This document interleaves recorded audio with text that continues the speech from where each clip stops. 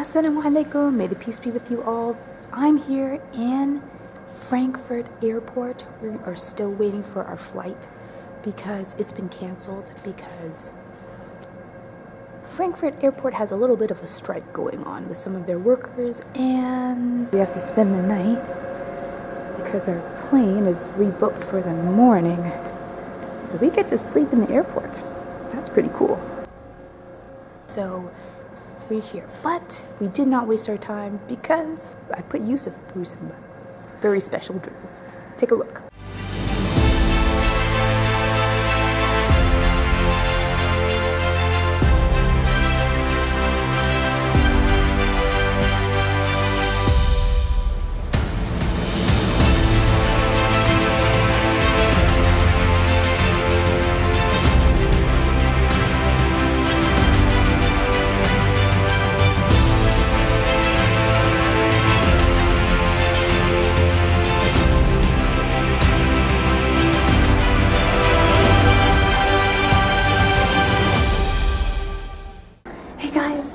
Got into India. There we go.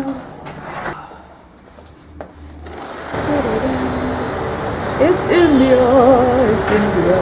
It's Mumbai. Do you hear the sounds of India in the back of the street and the movement of the cars and the honking of the horns? They're just like that. It is alive and buzzing, and it is amazing to be here. I'm so excited. Here I am, finally in India. Yes, there was a lot going on, and let me just fill you in on the crazy journey that we had. So we left Toronto and we got into Frankfurt because we were supposed to go from Toronto to Frankfurt and Frankfurt to Mumbai, and our flight was canceled from Frankfurt to Mumbai, and we had to spend an entire day in the Frankfurt airport, which was nice. It was nice.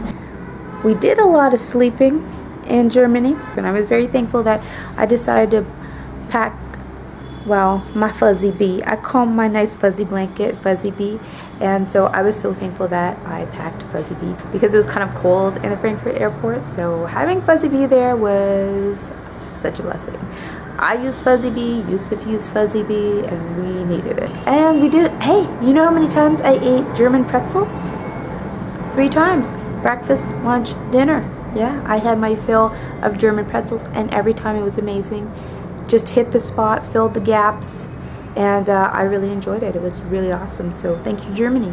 Thank you, Frankfurt Airport, for giving me the opportunity to eat so many pretzels. The first time I ate a cheesy pretzel, second time I ate a plain pretzel, third time I ate a pretzel stick with butter and chives in it, and it was delicious. So thank you. It was really, really delicious. And we also did training in the airport. Good thing that there was a strike and there was nobody around, so we could use it as a training facility. It was fun. We came up with lots of different drills, just using the environment around us, and it just shows you that you don't need a gym, you don't need a particularly structured anything. All you need is your imagination and your willingness to work on the skills that you need to work on in order to be better. And so finally we got on a flight taking us from Frankfurt to Dubai, from Dubai to Mumbai, and now we are here in Mumbai in India, and it's going to be amazing. So we're going to have lunch, and then we are going to have a training session. I'm excited to be here. It was a little bit of a long journey, but you know what? Sometimes those longer journeys teach you about yourself and teach you about the people around you, and it's really nice. Coming into Mumbai Airport, they are really nice people, and I enjoyed my experience so far, and I hope it continues to be amazing. As expected, India did not disappoint. For the short time that I was there for, which was probably 3 days only, I saw so much, which was mostly from the team bus because we were just always waking up in the mornings, going to the ground, playing matches, and then coming back. And take a look at some of the things that I got the chance to see. Look at all those motorcycles zooming by. This is the traffic and the movement of Mumbai from the road. There's tuk-tuks. Look at all those tuk-tuks. They are the cutest vehicles that I've ever seen. They are so awesome. I didn't get a chance to go in one, and I was really disappointed about that. So definitely I do have to come back and go in a tuk-tuk. And then I saw people crossing the streets all over in different places. I mean, they cross the streets here very differently. It was really nice. And the sounds, listen to those sounds. I mean, the honking horns you hear so much. And it's really just to let people know, oh, I'm here. I don't want to run you over, so you better get out of the way type thing. So the honking of the horns is very important in this country. Why is it so loud? That's a good question. It's because our hotel is right beside the roadside. And it's very busy. It's a busy traffic area. So we've got cars going by and motorcycles and buses. That's where you're hearing all that honking and all of the and tuk-tuks. Yeah, we have really cool little tuk-tuks. We see a lot of them. They're kind of like taxis that you get in New York. You know, you get those yellow taxi cabs in New York. Well, in India, you get tuk-tuks. And they're really, really neat. You hear that? That's an airplane. Oh, that's the airplane sound. Yes, that's because the airport is near us, I think. Not too far away. So we hear the airplanes coming overhead by us. So it's pretty neat. And yeah, I saw lots of coconut trees and different types of trees. You know, different kinds of tropical trees because India is very tropical. And stands of people selling food and fruit and cane juice and so many different things. Look, do you see the boats out there? Do you see the boats out there in the water? Isn't that cool? And do you see all of those big buildings? Oh my gosh, they were so many. There were so many, and the people are so many. And I love seeing all the buildings and how they differ. The work buildings and the home buildings, and just seeing how people live and people work. And it was so fun. And look at all those satellite dishes on that building. It just shows that there's so many people living in one place.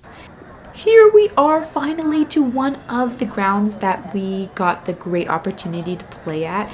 We played on 2 different grounds, one day, one the next day. This was our first ground that we played at, called Oval Maiden, and it was incredible to see so many people. All of the people that you see here are all here to play cricket. There's teams after teams after teams, all playing cricket at the exact same time. This entire area is covered with all these different little cricket pitches, and people are playing on all of them. It's hard to explain, but all I know is that it was so electric. It was alive with action and competition and the sounds of them cheering for each other and yelling at each other, and it was just great.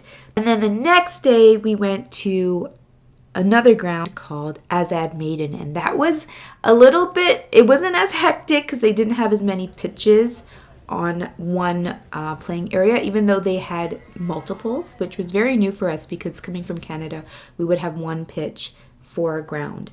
And usually it's like that, but in India there's so many people, all love to play cricket, they don't have enough space. So I totally understood this whole concept of having multiple pitches in one area.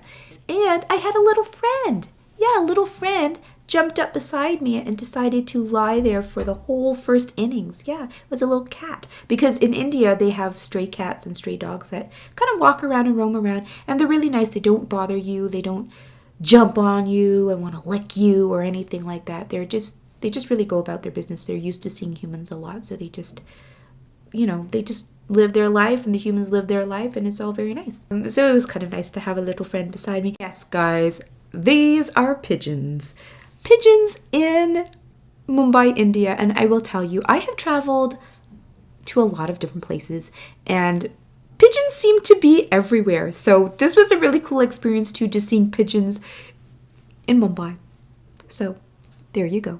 And this ground is really interesting too, because we had this really cool guy that came around, and after each inning, because there was multiple teams and a lot of them were school children that were playing.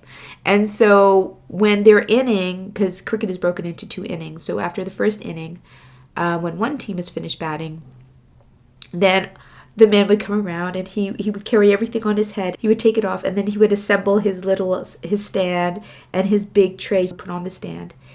And he would have fruit and vegetables all underneath a cloth on top of the tray. And then he would slice them up and he would give them to all of the people that would buy. And it was really cool. I loved that. It was so neat to kind of like see that there's no plastics, there's no utensils. It's just him cutting the fruit and putting it in a little paper plate, and it's a nice thin paper plate that'll decompose really nicely. And you know, where we live, sometimes the things that we do may not be as good as we think they are, and other countries are just like so far ahead in just being forward thinking and just being simple in the way that they live, and that usually translates to being more environmental too as well. You know, the food is very tasty. It's spicy. Some people like it really, really hot. So I mean, when we eat the hot dishes, I have to drink a lot of yogurt. Like they have a really nice yogurt drink called lassi. So I would drink that first, or I'll drink it as I eat the spicy food so that my tummy is okay. Because if I eat the spicy dishes all by itself, my tummy's not going to like it and it's going to do weird things. So I always have to drink the lassi with it or eat lots of yogurt with it. But it's really delicious. It's spicy and yummy, and the flavors are really delightful. So I'm enjoying it. It's really lovely. So until the next time, salam, and may the peace be with you all. Bye.